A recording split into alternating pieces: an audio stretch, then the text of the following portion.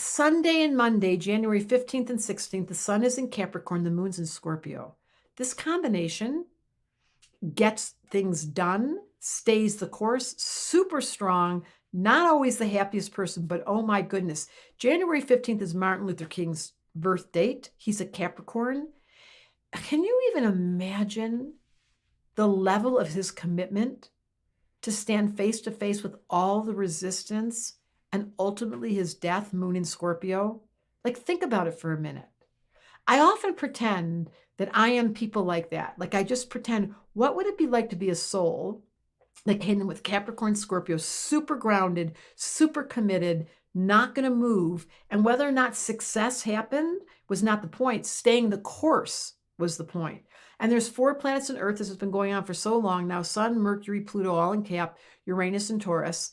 And there is Venus in Aquarius, which brings me to the conversation about humanitarianism.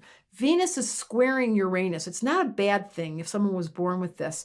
Venus is what you love. Venus in Aquarius tells me this is a humanitarian who says, I don't know why society's imposing on me marriage or my sexuality or the way I should be. And then it squares Uranus and it says, yeah, I am not going to follow. So the impulse here, because I remember I mentioned that Sun and Pluto were coming together, Sun being ego, Pluto being power, Venus in Aquarius. There's a very strong energy when the moon's in Scorpio to stick your heels in the ground and just say, listen, I'm determined to do what I need to do. Now, if I hit resistance at the moon in Scorpio, I don't really care.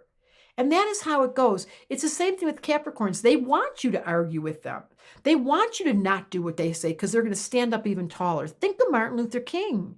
He could not take no for an answer. He would not stop trying. And that Venus and Aquarius energy in the heavens, which is what he carried, was this humanitarian that said his life didn't matter in comparison to what he contributed. So I'm going to ask all of you, think about your lifetime that you're contributing to the evolution of the species.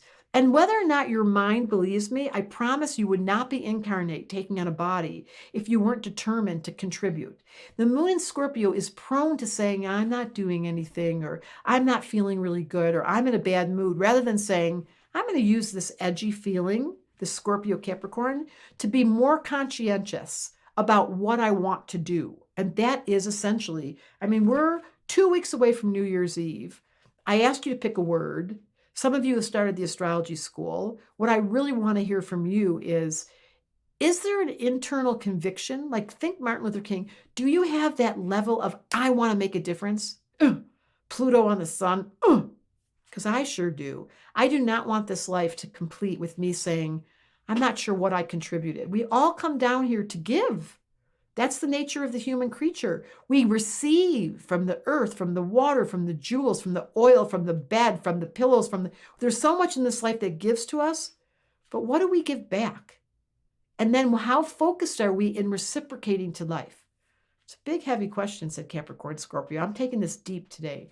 Are you conscious about your contribution, however you think it's small or big? Tell your mind to be quiet.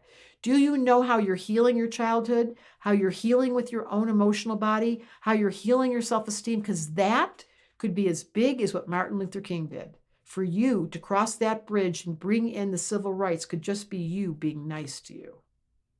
Whew. Astrology Answers wanted me to tell you, Capricorn Scorpio is intense, and it's not medium lukewarm. It's real. I'm inviting you. Get real.